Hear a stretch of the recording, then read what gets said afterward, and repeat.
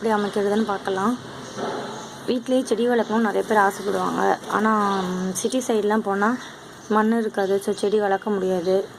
அப்படி இருக்கவங்க நம்ம மாடி இருக்கணும்னு கூட தேவையில்லை, கொஞ்சமாக இடம் இருந்தால் கூட போதும். அங்கே எப்படி செடி வளர்க்குறதுன்ட்டு நான் சொல்கிறேன்.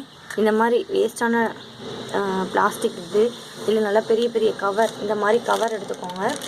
ஒன்றும் இல்லை, மண் நம்ம எங்கேயாவது மண் கிடச்சா அதை கூட எடுத்துக்கலாம். இல்லை ஆட்டு மணல் கூட வீடு கட்டுற பக்கம் இருந்துச்சுன்னா கூட அதை கூட எடுத்து போட்டு வச்சுக்கலாம். இந்த மாதிரி கவரில் நல்லா அகலமாக விரிச்சிட்டு அது மேலே இந்த மாதிரி ஒரு பாலித்தீன் கவர் ஃபுல்லாக போட்டு மண் கொட்டி வச்சிட்டிங்கன்னா அது நல்லா அகலமாக இருக்கும். கீழே தரையில் போட்டு வச்ச மாதிரி இருக்கும்.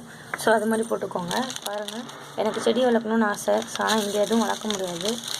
இந்த மாதிரி போட்டிருக்கேன். கவர் மேலே இப்படி போட்டால் மண் நல்லா அகலமாக இருக்கும். இந்த மாதிரி போட்டு ஜவ்வாது பேப்பர்லாம் போட்டுக்கலாம். இங்கே பாருங்கள், இந்த மாதிரி வேஸ்ட்டு கேனு அப்படி போட்டுக்கலாம். அடியில் இந்த மாதிரி ஒரு அகலமான ஒரு இதில் தண்ணி ஊற்றி வச்சுட்டா, ஊருக்கு எங்கேயாவது வெளியில் போனால் கூட தண்ணி இல்லாதப்பத்துக்கு இதில் ஊற்றி வச்சுட்டா தண்ணி அதில் இஞ்சிக்கும். ஸோ செடிக்கு தண்ணி ஊற்றலைன்றது இருக்க தேவையில்ல. இந்த மாதிரி பாலித்தீன் கவரில் நல்லா மண்ணை கொட்டி போட்டு வச்சுட்டா நம்ம வேணுங்கிற செடியை இது மாதிரி போட்டு வளர்த்திக்கலாம். நான் என்னென்ன செடி வளர்த்தலாம் வீட்டில் ஈஸியான்னு சொல்கிறேன். இது வல்லாரைக்கீரை. கடையில் வேரோடு இருக்கிற மாதிரி இருக்காது. சில பக்கம் முடிஞ்ச வரைக்கும் வேரோடு இருக்கிற மாதிரி கிடச்சிச்சின்னா அந்த இலையை மட்டும் எடுத்துகிட்டு மிச்சம் வேரோடு இருக்கிறதா ஜஸ்ட்டு 1 இன்ச்சு மண் கொட்டி நல்லா இது மாதிரி தண்ணி தெளித்து லேசாக தண்ணி தெளித்து வச்சுட்டு இந்த மாதிரி செடியை ஒரு இன்ச்சுக்கு இலையை மட்டும் கிள்ளிட்டு வேற ஊனி வச்சா போதும். 1 வீக்கில் நல்லா இந்த மாதிரி வளர்ந்துடும். ஸோ வளர்ந்துருச்சுன்னா நம்ம தேவைப்படும் போது எடுத்து சட்னி வச்சுக்கலாம். இது வெங்காயம். நம்ம யூஸ் பண்ணுற வெங்காயம் வேஸ்ட்டாக இருக்கிறது, குட்டி குட்டியாக யூஸ் பண்ண முடியாத போட்டால் கூட இந்த மாதிரி வளர்ந்துருக்கும். இது எப்போயாவது வீட்டில் சமையலுக்கு தேவைப்படும் போது கொத்தமல்லி இல்லாத டைம் கூட இதை கட் பண்ணி போட்டு யூஸ் பண்ணிக்கலாம். இங்கே பாருங்கள், நான் வல்லாரைக்கீரை நட்டு வச்சுருக்கேன். இப்போ தான் வளர ஆரம்பிச்சிருக்கு. வீட்டில் குழந்தைருக்கு தேவைப்படும் போது நான் இதுலேருந்து எடுத்து ஃப்ரெஷ்ஷாக செஞ்சுக்குவேன். இது பொன்னாங்கண்ணி கீரை. பொன்னாங்கண்ணி கீரை ரொம்ப உடம்புக்கு நல்லது. இது நார்மலாக இந்த மாதிரி மண்ணை கொட்டி வச்சிட்டோம்னா இந்த மாதிரி குச்சி குச்சியாக இருக்கும். அந்த இலையை நம்ம இப்படி இதோட இந்த அடியோட கிள்ளி சமைச்சிட்டு மிச்சம் அந்த குச்சியை மறுபடியும் இந்த மண்ணில் ஊனி வச்சாவே போதும். திருப்பிட்டு இந்த மாதிரி வந்துடும். பாருங்கள், ஒரு 1 வீக்லேயே இந்த மாதிரி வந்துருச்சு. ஒரு 10 days விட்டால் நல்லா நிறையா வளர்ந்து வந்துடும். பொன்னாங்கண்ணி கீரை ரொம்ப நல்லது. வீட்டிலே கீரை வளர்க்குறது சாப்பிட்றது எந்த பூச்சிக்கொல்லி மருந்தும் அடிக்காமல் ரொம்ப நல்லது உடம்புக்கு. இது திருநூற்று பச்சை தலை. இது சளிக்கு ரொம்ப நல்லதுன்னு சொல்லுவாங்க. நான் வீட்டில் என் குழந்தைக்காக நான் இதை வீட்டில் வளர்க்க ஆரம்பித்தேன். ஒரு லைட்டாக ஒரு விதை போட்டு தான் வளர்த்தேன். பாருங்கள் எப்படி இருக்கும்னு நான் காட்டுறேன். இந்த மாதிரி இருக்கும் அதோட விதை. அதுக்கு மேலே இந்த மாதிரி இருக்கும். அந்த இதை உருவி இதை இந்த மாதிரி எடுத்திங்கன்னா இந்த மாதிரி வரும். இதில் கடுகு மாதிரி கருப்பாக இருக்குது பார்த்தீங்களா, குட்டி குட்டியாக, இதுதான் அந்த விதை. அந்த விதையை இந்த மாதிரி அப்பப்போ வரும்போதே அந்த ஜஸ்ட் அந்த மண்ணில் தூவி விட்டுட்டிங்கன்னா போதும், அதுவே முளைச்சி வந்துடும். அந்த மாதிரி வந்தது தான். கொஞ்ச நாள்லேயே இவ்வளோ வந்துடுச்சு. வெளியில் சளிக்காக மருந்து இங்கிலீஷ் மருந்து கொடுக்கணும்னு இல்லை, இதெல்லாம் கொடுத்து குழந்தைங்களுக்கு ரொம்ப நல்லது. சளியும் வராது. எப்பயுமே விருப்பப்பட்டு நல்லா சாப்பிடுங்க, உடம்புக்கு ரொம்ப நல்லது. திருநூற்றி பச்சை தலை வீட்டில் வளர்க்குறது ரொம்ப நல்லது, நல்லா வாசமாக இருக்கும். இது மிளகு தக்காளி கீரை. நான் விதையாக போட்டு வச்சுருக்கேன். அது வீட்டில் நம்ம சட்னிக்காக வாங்குவோம் இல்லைங்களா, அந்த கீரையோட எங்கேயாவது சைடில் இருக்கும் இல்லைங்களா, அந்த காயை எடுத்து நல்லா காய வச்சு இந்த மாதிரி மண்ணில் தூவி விட்டால் கூட அது நல்லா இந்த மாதிரி வந்துடும்.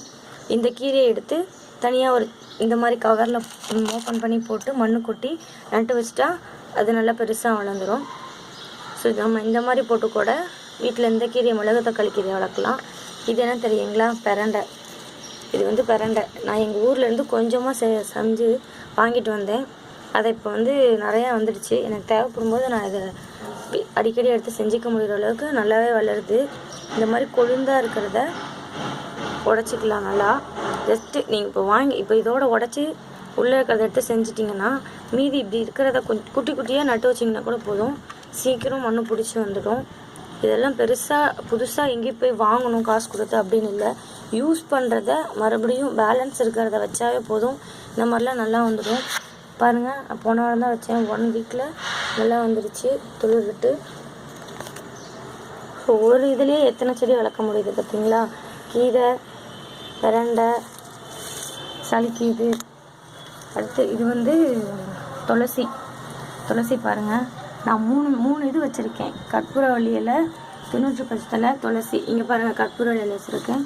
வீட்டில் குழந்தை வச்சுருக்கவங்க இந்த மாதிரி வாங்கி வளர்த்திக்கிட்டா அடிக்கடி சளி பிடிக்கிற டைமு, ஃபீவர் டைம்லாம் கொடுத்துக்கலாம், ரொம்ப நல்லது.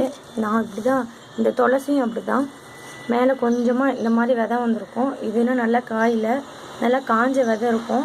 அப்போ இதே மாதிரி தான் கடுகு சைஸில் இருக்கும். அதை எடுத்து தூவிட்டோம்னா அதுவும் இந்த மாதிரி வந்துடும், குட்டி குட்டியாக வந்துடும். நல்லா நம்ம அப்போதைக்கு லைட்டாக குட்டியாக வர செடியெல்லாம் பாதுகாத்துட்டோம்னா நல்லா வளர்ந்து வந்துடும். பாருங்கள், 90% எப்படி காஞ்சி போய் விதை இருக்குன்னு. இந்த விதையெல்லாம் எடுத்து வச்சிட்டிங்கனாவே அப்பப்போ தேவைப்படும் போது யூஸ் பண்ணிக்கலாம். இது கற்பூரவள்ளி. கற்பூரவள்ளி பாருங்கள், இது ரொம்ப நல்லது சளிக்கு, இருமலுக்கெலாம். இது பெரியவங்க, குழந்தைங்க எல்லாருமே சாப்பிட்லாம். இது பாருங்கள், இந்த செடி ரொம்ப இது அப்படி இப்படின்னு விதையெல்லாம் தேவையில்லை. ஜஸ்ட்டு இவ்வளோ பெருசு. இப்போ பாருங்கள், இது குச்சியாக இருக்குது இல்லைங்களா? இந்த குச்சியை இவ்வளோ இன்ச்சு ஜஸ்ட்டு ஒரு சின்னதாக சின்ன துண்டாக கட் பண்ணி நட்டு வச்சா கூட போதும். நான் இவ்வளோ நீளத்துக்கு தான் வாங்கி வச்சேன். இப்போ அது இவ்வளோ பெரிய செடியாக வந்துருக்கு. பாருங்கள் எவ்வளோ பெருசு இருக்குன்னு. ஒரு சின்ன குச்சி வச்சிங்கன்னா கூட போதும், நல்லா பெருசாக வளர்ந்துடும். பாருங்கள், எங்கேயாவது ஒரு பக்கம் வீட்டில் தெரிஞ்சவங்க வளர்த்துருந்தாங்க கூட அவங்கக்கிட்ட குட்டியாக வாங்கி மண்ணில் ஊனி வச்சிங்கன்னா கூட போதும், வேகமாக வளர்ந்துடும். இது எப்பயும் தண்ணி இருக்கணும்னு கூட அவசியம் இல்லை, கொஞ்சம் தண்ணி இருந்தால் கூட போதும், நல்லா வளர்ந்து வந்துடும். என்கிட்ட பாருங்கள் எவ்வளோ இருக்குன்னு. ஒரு செடி வைக்கணும்னு ஃபஸ்ட்டு ஆசைப்பட்டேன். அப்புறம் உங்களுக்கே விருப்பம் வந்துடும் செடி நிறையா வைக்கணும்னு. வீட்டில் செடி வளர்த்துனோம்னா நல்லாயிருக்கும், என்டர்டெயின்மெண்ட். குழந்தைங்களுக்கு தேவைப்படும் போது இது பண்ணிக்கலாம். கண்டிப்பாக இந்த 3 செடியும் நீங்கள் வளர்த்தா நல்லது. பாருங்கள், 3மே சளிக்கு ரொம்ப நல்லது. அது மட்டும் இல்லை, கீரை இருக்குது, எல்லாமே வீட்டுக்கு தேவையானது தான். ஸோ வெளியில் வாங்கணும்னு கூட அவசியம் இல்லை, வீட்டுக்கு தேவையானது தான். பாருங்கள், இந்த மாதிரி நீங்களும் உங்கள் வீட்டில் வேஸ்ட்டாக இருக்கிற கவர் எடுத்து போட்டு சும்மா அப்போதைக்கு யூஸ் பண்ணுற செடி இது எல்லாத்தையும் கட் பண்ணி இப்படி மண்ணில் வச்சிங்கன்னா கூட போதும். உங்களுக்கு ஒரு 10 days கழிச்சோ 1 week கழிச்சோ உங்களுக்கு யூஸ் பண்ணறதுக்கு உதவியாக இருக்கும். செடி இந்த மாதிரி வளர்க்குறதும் மனசுக்கு ஹாப்பியாக இருக்கும். ஸோ கண்டிப்பாக இதை வீட்டில் ட்ரை பண்ணி பாருங்கள். உங்களுக்கு இந்த வீடியோ பிடிச்சிருந்துச்சுன்னா கமெண்ட் சொல்லுங்கள். இந்த சேனலை சப்ஸ்கிரைப் பண்ணுங்கள். தேங்க்யூ.